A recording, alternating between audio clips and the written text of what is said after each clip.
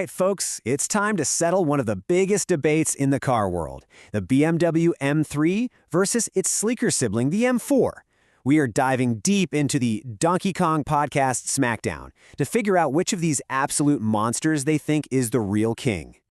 And right out of the gate, the source material just throws down the gauntlet with this one question. This isn't just a friendly comparison, you know? This is a proper, no-holds-barred fight for the crown. So let's get right into it. So before we can even get to the main event, we've got to look at the tail of the tape. And in this first round, we find a pretty massive twist. Turns out, under the skin, these two fighters are basically mechanical twins.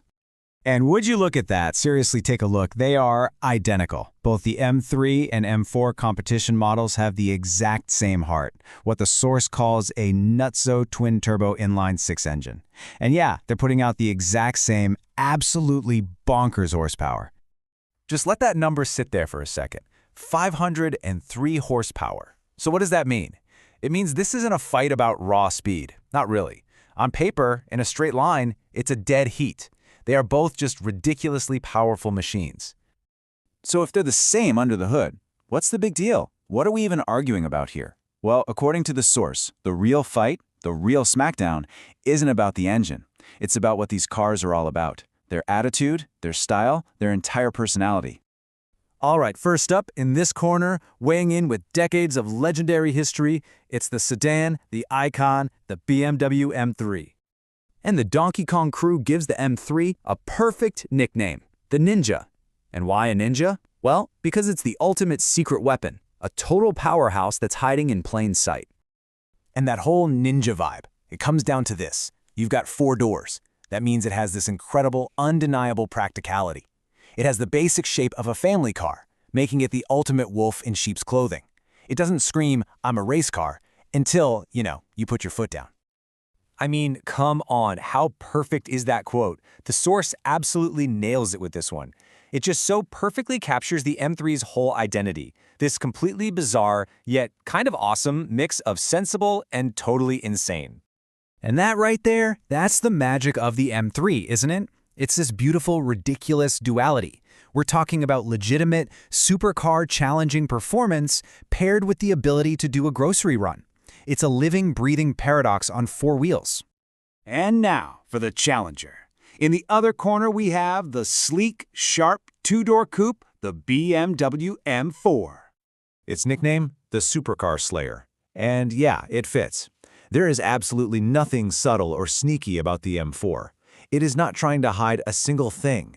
It was built from the ground up for pure, unapologetic style and speed. You can see right away the M4 is playing a totally different game than the M3. It's got just 2 doors, so it throws practicality right out the window for this pure, aggressive design. The source says it's low, mean, and just looks ready to scrap. It makes 0 apologies for what it is. I mean, this quote from the source just nails it. The M4 is designed to be noticed. It's engineered to snap necks and make a huge statement. It's not pretending to be a family car. It's shouting its mission from the rooftops. The source actually calls the M4 a flawless victory. And they're right in a way. If you're talking about a pure, focused sports coupe, it's a perfect execution of that idea. There's no compromise. There's no contradiction. It does exactly what it says on the tin with incredible flair. Okay, so here we are. It all comes down to this. We've got 2 cars, same heart, totally different philosophies. It's the Ninja versus the Supercar Slayer. So, which one actually takes the crown? So, it is time. The final verdict is in. And according to our source material, well, the answer isn't as simple as just picking one.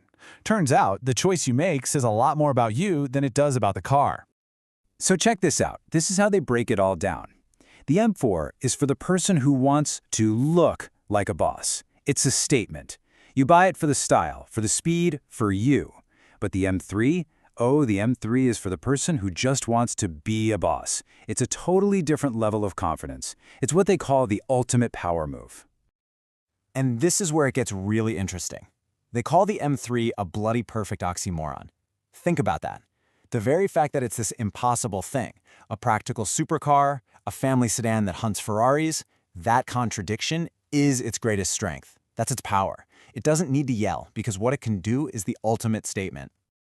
See ya, in the end, Donkey Kong hands the crown to the M3 for its sheer, beautiful, chaotic brilliance. But now, I'm going to throw it back to you. What do you choose? The flawless victory of pure, unapologetic style, or the ultimate power move of the perfect oxymoron? The ninja or the slayer? The choice is yours.